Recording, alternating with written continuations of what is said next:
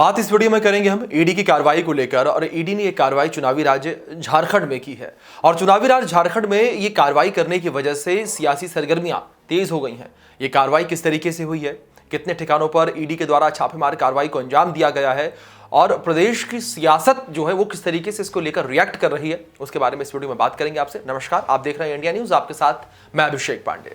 सबसे पहले बात करते हैं ईडी की कार्रवाई को लेकर, जहां ईडी ने झारखंड की राजधानी रांची और छत्तीसगढ़ की राजधानी रायपुर में यह कार्रवाई की है।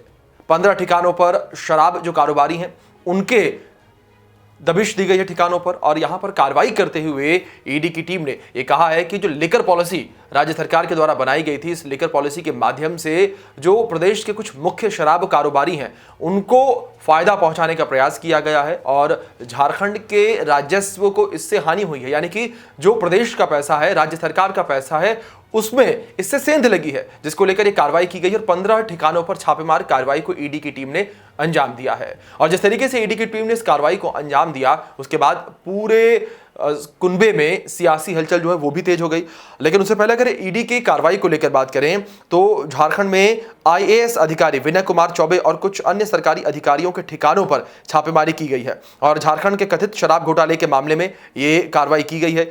ईडी ने झारखंड की राजधानी रांची और छत्तीसगढ़ के रायपुर के शराब कारोबारियों के कुछ बिचौलियों और के 15 ठिकानों पर जो है इस पूरे मामले को लेकर दबिश दी है और कार्रवाई की है, छापेमार कार्रवाई को अंजाम दिया है। जिसके बाद से हमने पहले भी जिक्र किया कि जो सियासी सरगर्मियां हैं वो भी बढ़ गई हैं।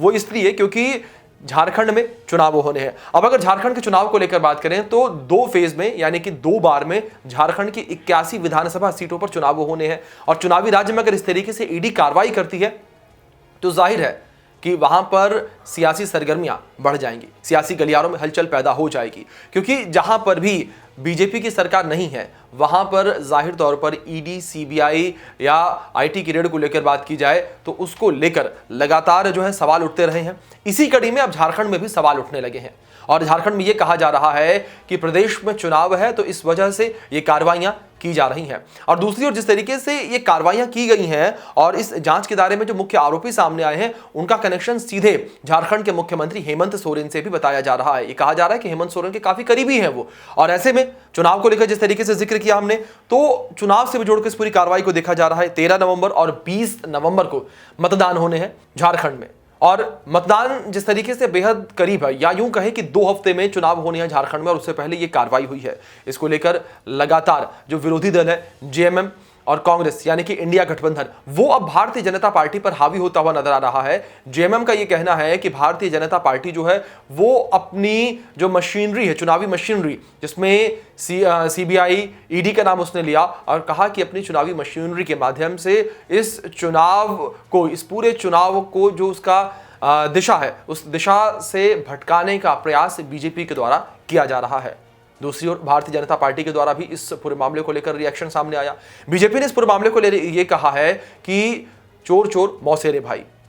जिस तरीके से ये कार्रवाई हो रही है, अगर जेएमएम के अधिकारी या जेएमएम के जो नेता है अगर वो पाक साफ है तो उन्हें जांच होने से या छापा पड़ने से आखिर डर किस बात का है।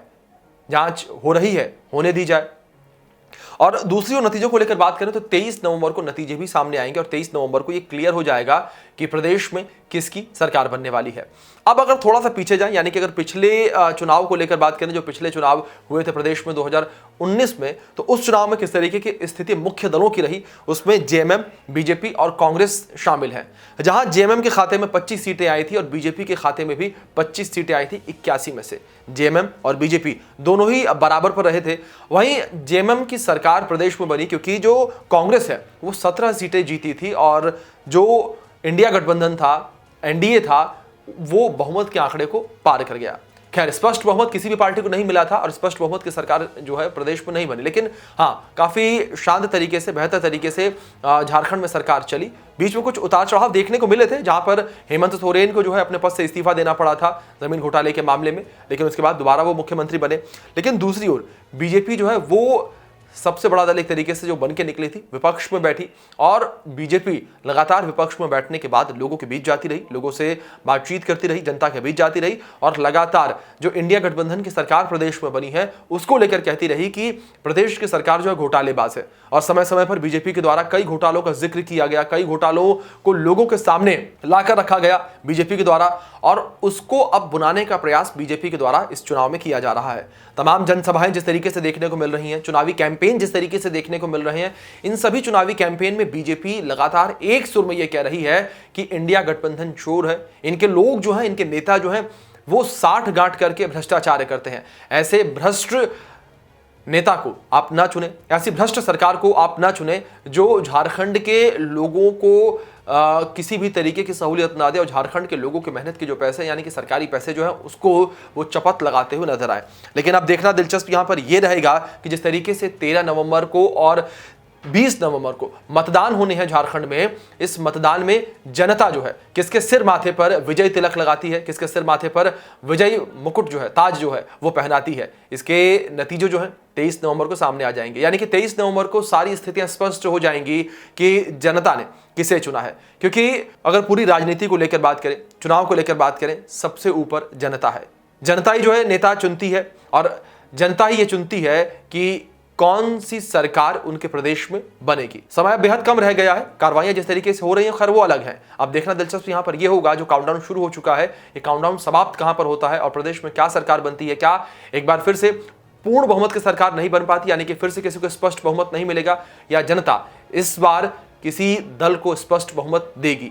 फिलहाल के लिए इस वीडियो में इतना ही। अगर आपको वीडियो पसंद आए तो लाइक करें, शेयर करें और हमारे चैनल को सब्सक्राइब जरूर करें।